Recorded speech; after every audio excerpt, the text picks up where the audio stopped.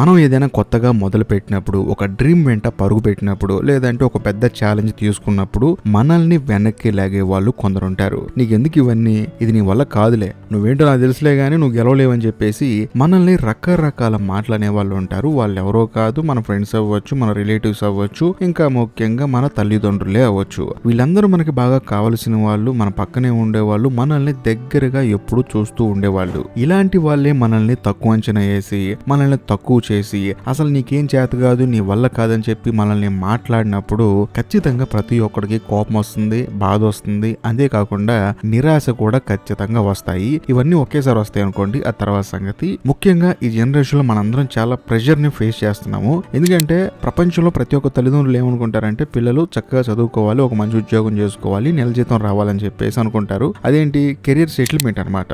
ఈ ఉద్యోగం వస్తే వాడు చక్కగా సెట్ అయిపోతాడని చెప్పేసి అందరూ అనుకుంటూ ఉంటారు. కానీ అందరి పుట్టుక ఉద్యోగాల కోసమే కాదు కదా. వాళ్ళకంటూ కొన్ని లక్ష్యాలు ఉంటాయి, వాళ్ళకంటూ కొన్ని ఆశలు ఉంటాయి, వాళ్ళకంటూ కొన్ని కోరికలు ఉంటాయి. అలాంటి వాళ్ళ జీవిత లక్ష్యాన్ని, అలాంటి వాళ్ళ కోరికల్ని తల్లిదండ్రులకు కానీ, ఫ్రెండ్స్ కి కానీ, రిలేటివ్స్ కి కానీ చెప్పినప్పుడు వాళ్ళు ఇచ్చే ఈ సమాధానాలు, ఏదైతే మనల్ని తక్కువ చేసి మాట్లాడటం, నీ వల్ల కాదు, నువ్వు ఇంతే అని చెప్పేసి అంటూ ఉంటారో, ఫస్ట్ మన టాలెంట్ ని ప్రశ్న చేస్తాయి అనమాట. నీకు నిజంగా టాలెంట్ ఉందా లేదా అని చెప్పేసి. ఎందుకంటే నువ్వు ఓడిపోతే నిన్ను క్వశ్చన్ చేయడానికి ఒక 100 మంది ఆల్రెడీ ప్రిపేర్ అయిపోయి రెడీగా ఉన్నారు. ఎందుకంటే నీకు ఆ రోజు మేము చెప్పాం కదా నీ వల్ల కాదని, మళ్ళీ నువ్వు ఎందుకు ఈ పని చేసావు, చూసి ఇప్పుడు ఏమైందని చెప్పేసి మనల్ని తక్కువ అంచనా చేసి ఆల్రెడీ చచ్చిపోయిన వాడిని మళ్ళీ చంపడానికి చాలా మంది రెడీగా ఉంటారు. గెలిస్తే ఓకే, ఎవ్వడు రాడు, ఏం చెప్పినా నీ మంచి కోసమేరా, నువ్వు ఎక్కడ ఇబ్బంది పడతావు అని చెప్పాము, అంతకుమించి ఏం లేదని చెప్పేసి కబుర్లు చెప్తూ ఉంటారు మనకి. అది ఎవరైనా అవ్వచ్చు, తల్లిదండ్రులు కూడా అవ్వచ్చు. ఎందుకంటే అందరి పిల్లలకి అందరి తల్లిదండ్రులు సహకరిస్తారు అని నేను అనుకోను. అంతేకాకుండా అందరి తల్లిదండ్రులకు కూడా అందరి పిల్లలు సహకరిస్తారని నేను నమ్మను. సో బేసికల్ గా రకరకాలుగా ఉంటుంది అనమాట. బట్ మెజారిటీ ఏంటంటే పిల్లలు జీవిత లక్ష్యానికి తల్లిదండ్రులు భయపడుతూ ఉంటారు. వీడు ఎక్కడ ఫెయిల్ అయిపోయి వెనక్కి వస్తాడు అని చెప్పేసి.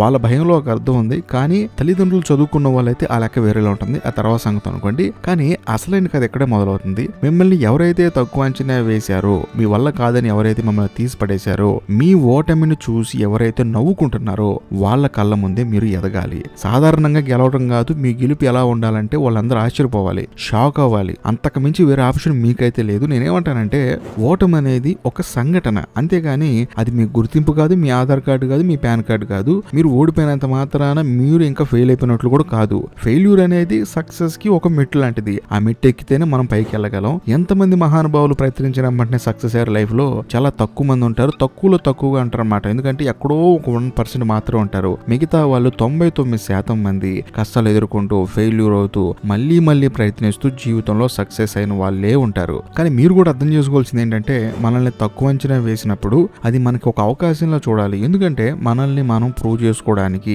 ఒక గోల్డెన్ ఛాన్స్. వాళ్ళు మనల్ని నమ్మలేదు సరే, మనం మనల్ని నమ్ముతున్నాం కదా. వాళ్ళు మన సత్తా లేదన్నారు సరే, మన సత్తా ఏంటో మనకు తెలుసు కదా.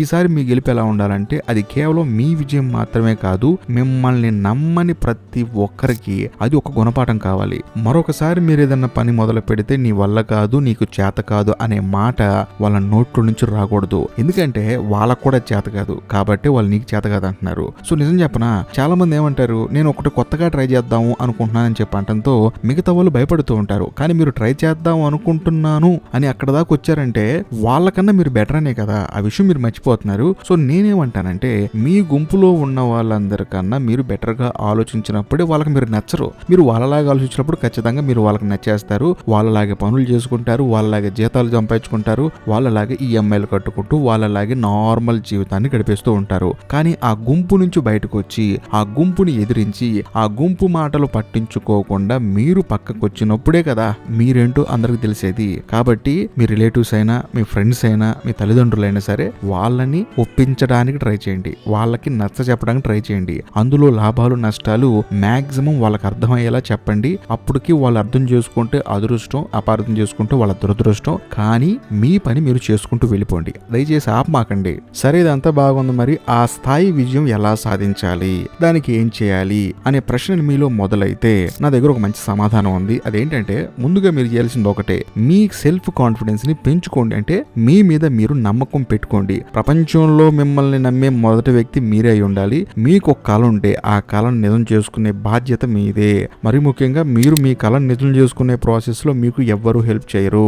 మీకు హెల్ప్ చేసేది కేవలం మీరు మాత్రమే. కాబట్టి కాబట్టి ఇంకొకటి మీద డిపెండ్ అవటం మానేయండి. ఎందుకంటే ఇక్కడ ఎవడి కళలో వాడుకున్నప్పుడు ఇంకొకటి వచ్చి నీ కళకి ఎందుకు హెల్ప్ చేస్తాడు? నువ్వేమన్నా వేరే వాడి కళకి హెల్ప్ చేసావా? అలా కాదు కదా. కాబట్టి నేనేమంటానంటే మీ కళ కోసం మీరు మాత్రమే పోరాడాలి, మీరు మాత్రమే సమస్యల్ని ఎదుర్కోవాలి.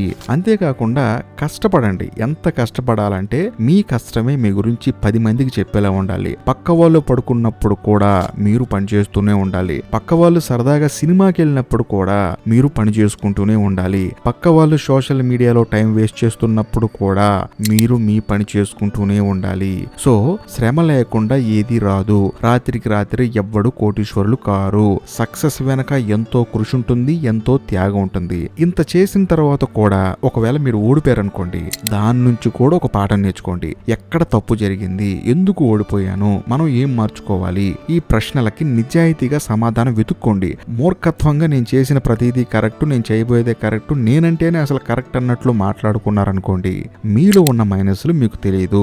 ఇక మీరు జీవితంలో విజయవంతమైన వ్యక్తులు కారు. కాబట్టి ఒక్కసారి ఓటమి ఎదురైనప్పుడు దాన్ని ప్రాపర్ గా అనాలిసిస్ చేసుకోండి. ఎక్కడ తప్పు జరుగుతుంది, ఎందుకు నేను ఓడిపోయాను, ఈ ఓటమి మళ్ళీ రిపీట్ అవ్వకూడదు నా జీవితంలో అని చెప్పేసి మిమ్మల్ని మీరు ప్రాపర్ గా అనాలిసిస్ చేసుకుంటే ఖచ్చితంగా మీ జీవితంలోకి మళ్ళీ ఇలాంటి ఓటమి రాదు. ఎందుకంటే మీరు ప్రాపర్ గా ప్రిపేర్ ఉన్నారు కదా, అంతే, అంతకు మించి ఏం లేదు. ఇంకా నెగిటివ్ మనుషులకు దూరంగా ఉండండి. మీరు ఇంత కష్టపడుతూ ఓడిపోయినప్పుడు మళ్ళీ ప్రయత్నిస్తూ ఉన్నప్పుడు ఖచ్చితంగా మీ దగ్గరికి నెగిటివ్ మనుషులు వస్తారు. వచ్చిన తర్వాత వాళ్ళు ఏమైనా సైలెంట్ గా ఉంటారా, నీకెందుకురా ఈ కష్టం, ప్రశాంతంగా ఉద్యోగం చేసుకొని నెల జీతం తీసుకొని చక్కగా పడుకోకని చెప్పేసి అంటూ ఉంటారు. సో వాళ్ళ మాటలు పట్టించుకోకండి, అసలు వాళ్ళనే పట్టించుకోమాకండి. ఎందుకంటే నేనేమంటానంటే నిజంగా జీవితంలో ఒక స్థాయికి వెళ్ళిన వ్యక్తి వచ్చి నువ్వు నిజంగా ఉద్యోగం చేయి, జీతం తీసుకో, ఆ లైఫ్ బాగుంటుంది అన్నాడు అనుకోండి, ఖచ్చితంగా అదే పని చేయండి. కానీ ప్రపంచంలో ఉన్న దగ్గరగా ఒక 1000 మంది ధనికులను తీసుకుంటే వాళ్ళందరూ ఎవరి దగ్గర ఉద్యోగాలు చెయ్యరు,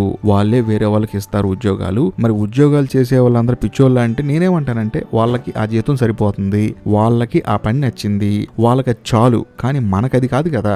మన జీవిత లక్ష్యం వేరు, మన ఇంట్రెస్ట్ వేరు, మన ప్యాషన్ వేరు. గట్టిగా చెప్పాలంటే మనం జీతం తీసుకునే జోన్ లో ఉండకూడదు, మనమే జీతాలు ఇచ్చే జోన్ లో ఉండాలి. అది మన మైండ్ సెట్. సో జీతం తీసుకునేవాడు మైండ్ సెట్ కరెక్టే, జీతాలు ఇచ్చేవాడు మైండ్ సెట్ కరెక్టే. ఇక్కడ పాయింట్ ఏంటంటే ఎవరు ఎంత కష్టపడుతున్నారు అనే దాన్ని బట్టే జీతం తీసుకుంటున్నావా, ఓ 10 మందికి జీతాలు ఇస్తున్నావా అనేది ఆధారపడి ఉంటుంది. కాబట్టి ఇద్దరు కరెక్టే. బట్ నువ్వు ఏది ఎంచుకుంటున్నావు అనేది అది నీ టాలెంట్ మీద డిపెండ్ ఉంటుంది. బట్ ఉద్యోగం చేయడం కూడా ఒక టాలెంటే, అది అందరికీ రాదు. ఆ విషయం మన ఇండియాలో ఉన్న ప్రతి ఒక్కరికి తెలుసు. కానీ నేనేమంటానంటే నెగిటివ్ మనుషులకి జీవితాంతం దూరంగా ఉండండి. వాళ్ళ వల్ల వాళ్ళకు ఉపయోగం లేదు, మీకైతే అసలు ₹1 కూడా ఉపయోగం లేదు. ఓవరాల్ గా నేను చెప్పొచ్చేది ఏంటంటేనండి, ఈ రోజు మీరు ఎక్కడ ఉన్నారు అనేది ముఖ్యం కాదు, రేపు మీరు ఎక్కడ ఉండబోతున్నారు అనేది ముఖ్యం. మిమ్మల్ని తక్కువ అంచనా వేసిన వాళ్ళందరినీ ఆశ్చర్యపరిచే రేంజ్ లో మీరు విజయం సాధించాలి. ఆ సత్తా మీలో ఉంది, ఆ శక్తి మీలో ఉంది. మీరు కేవలం దాన్ని గుర్తుంచుకోవాలి. అంతేగాని ఓటమి ఒప్పుకోవద్దు.